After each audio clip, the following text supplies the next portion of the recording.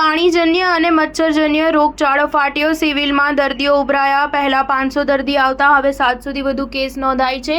Case બારી પર ભીડ વધી। વરસાદના આગમન સાથે શહેરમાં પાણીજન્ય અને મચ્છરજન્ય રોગચાળાની બૂમ ઉઠી છે। છેલ્લા પખવાડિયા દરમિયાન શહેરની સિવિલ હોસ્પિટલમાં 20% જેટલા કેસમાં વધારો થયો છે। પહેલા 500 કેસ આવતા હતા, જ્યાં હવે 700થી વધુ કેસ આવવા લાગ્યા છે, જેના પગલે સિવિલ હોસ્પિટલમાં કેસ બારી પર ભીડ જોવા મળી રહી છે। Surat civil superintendent doctor Dharitri પરમારે જણાવ્યું હતું કે દર વર્ષની જેમ આ વર્ષે પણ ચોમાસાની ઋતુમાં વરસાદના લીધે સુરત સહિતના વિસ્તારોમાં પાણી અને મચ્છરજન્ય રોગચાળાના કેસમાં વધારો થઈ રહ્યો છે। રોગચાળાની સૌથી વધુ ફરિયાદ શહેરના સ્લમ વિસ્તારોમાંથી ઉઠી રહી છે। છેલ્લા પખવાડિયા દરમિયાન સિવિલ હોસ્પિટલમાં પહેલા 500 જેટલા કેસ મેડિસિન વિભાગમાં આવતા હતા, ત્યારે હવે આ કેસ 20% જેટલા વધીને 700થી વધુ આવી રહ્યા છે। સિવિલ અને સ્મીમેર હોસ્પિટલમાં પાણીજન્ય અને મચ્છરજન્ય રોગચાળાના દર્દીઓએ મોટી સંખ્યામાં સારવાર લીધી છે।